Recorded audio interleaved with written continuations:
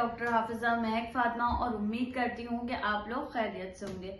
जैसे कि आप सब जानते हैं कि हर चीज का अपना दिफा होता है। अगर आप किसी जानवर पे हमला करें तो वो भी अपना दिफा करेगा, या अगर किसी मुल्क पे हमला हो जाए तो उसकी आर्मी या उसकी जो फौज होती है वो हर वक्त दिफा के लिए तैयार होती है। इसी तरह अल्लाह ताला ने भी इंसानी जिस्म के अंदर डिफेंसिव मैकेनिज्म रखा है।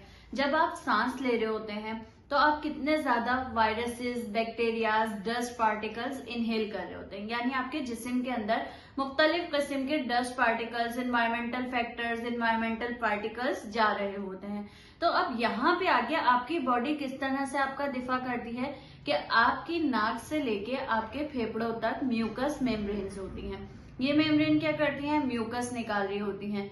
इस म्यूकस का मकसद क्या होता है कि आपके जो लाइनिंग है या आपके जो ऑर्गन्स हैं वो ड्राई ना रहें, उसको लुब्रिकेशन प्रोवाइड हो। इसके अलावा जो गैर जरूरी अशिया होती हैं या गैर जरूरी पार्टिकल्स होते हैं, ये इसको वॉश आउट करती है। जैसे कि आपकी गाड़ी पे कोई चीज डस्ट वगैरह जम जाए या कोई भी चीज जमती है तो आप पानी डाल के उसे वाइपर्स से साफ करते हैं। इसी तरह समझें कि अल्लाह ताला ने जो है वो म्यूकस का सिस्टम ऐसा रखा है कि जब आपके जिस्म में कोई भी गैर जरूरी या कोई भी फॉरेन ऑब्जेक्ट आता है तो म्यूकस सीक्रेट होता है और वो फिर आपकी बॉडी को उससे छुटकारा हासिल करवाता है। अब आज की वीडियो में आप जानेंगे कि बाज लोगों को शिकायत होती है कि डॉक्टर साहब हमें जो है रेशे की बीमारी है, या हमें जो है ना बलगम बहुत ज्यादा आता है, ऐसा लगता है नाक के पीछे नजला गिर रहा है, बलगम हर वक्त हमारे गले में मौजूद रहता है। तो बताएं कि इसकी क्या वजूहात होती हैं। आज की वीडियो में आप जानेंगे कि ज्यादा बलगम प्रोडक्शन की क्या वजूहात है और आप इससे किस तरह से छुटकारा हासिल कर सकते हैं। सबसे पहले तो आप जान लें कि 2 से 3 किस्म की इसके कॉजेज होती हैं।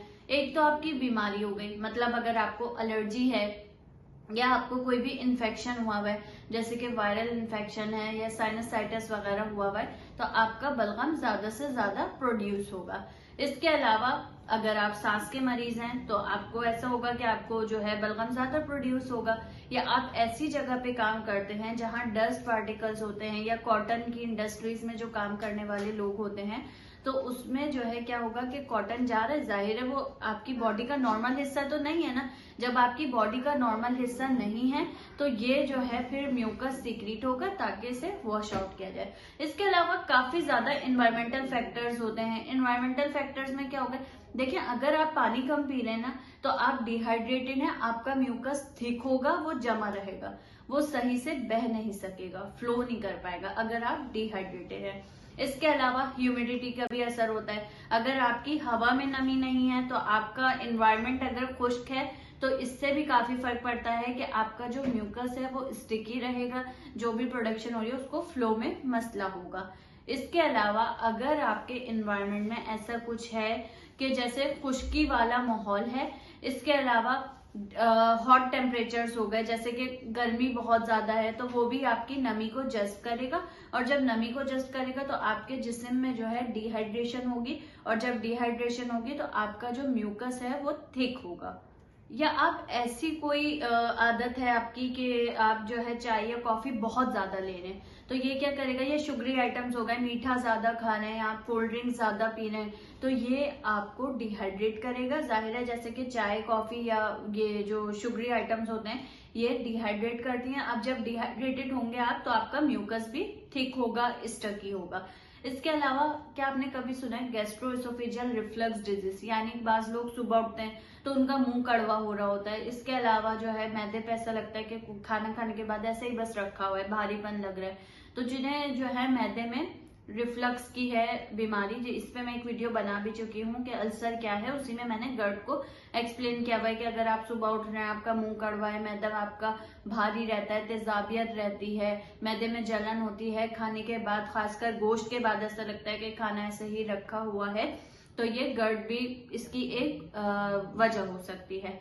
तो अब अगर आप गर्ड का शिकार हैं तो वो भी आपके जो है इरिटेशन करवाएगा, और जब इरिटेशन करवाएगा तो फिर वो ज्यादा से ज्यादा म्यूकस सीक्रेट करेगा, क्योंकि जो है आपकी बॉडी को उससे छुटकारा हासिल करना है जो भी इरिटेंट है।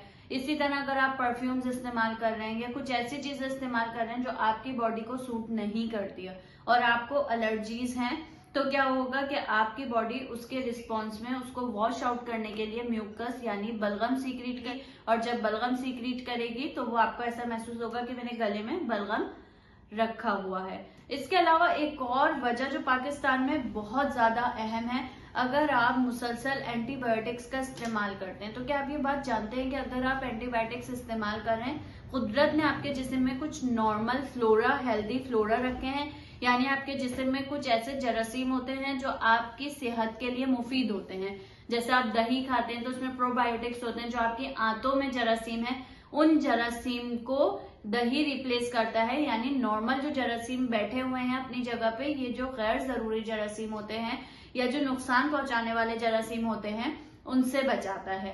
अब अगर आप मुसलसल एंटीबायोटिक खा रहे हैं कि आपको छींक आई नहीं, आपने एंटीबायोटिक ले ली, आपको वायरल इन्फेक्शन है, आपने एंटीबायोटिक ले ली, तो क्या आप ये बात जानते हैं कि आपका कुव्वते मुदाफियत कम हो जाती है।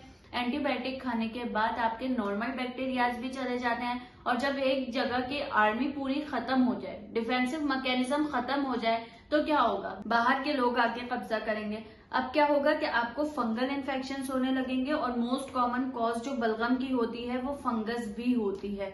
तो जब आपने एंटीबायोटिक्स इतनी ज्यादा लेनी है तो क्या होगा कि आपको जो है फंगस होगा, और वो भी बार बार इरिटेशन करवा के आपका बलगम प्रोड्यूस करवाएगा। अब बात ये आती है कि आप क्या क्या कर सकते हैं और क्या नहीं कर सकते। आपने मुसलसल एंटीबायोटिक्स का इस्तेमाल नहीं करना, सिर्फ डॉक्टर के प्रिस्क्राइब करदा नुस्खे पे आपने एंटीबायोटिक लेनी है। इसके अलावा आप नमक जो है, बैक्टीरिसिडिल होता है, बैक्टीरिसिडिल और फंगसिडिल इसकी जो है प्रॉपर्टीज होती हैं। तो अगर आप नमक के गरारे करते हैं या नमक से अपनी नाक को धोते हैं, तो ये भी क्या करेगा कि आपकी जो है रेशे को या आपके बलगम को खत्म करेगा। बेबी शैम्पू लेने आप थोड़ा सा, वो आपके जो है अगर आप उससे वॉश करते हैं नाक को अपनी, तो ये क्या करेगा कि आपके बलगम या रेशे को कमजोर करेगा।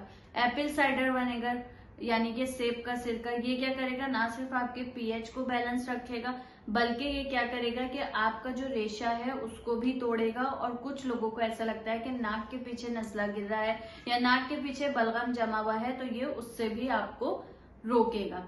इसके अलावा आप नॉर्मल सलाइन की डोजिंग कर सकते हैं, यानी आप मुंह खोल के और सांस रोक के एक नाक से नॉर्मल सलाइन डालेंगे तो दूसरे नाक से निकलेगा, तो इस तरह आपकी नाक वॉश हो जाएगी।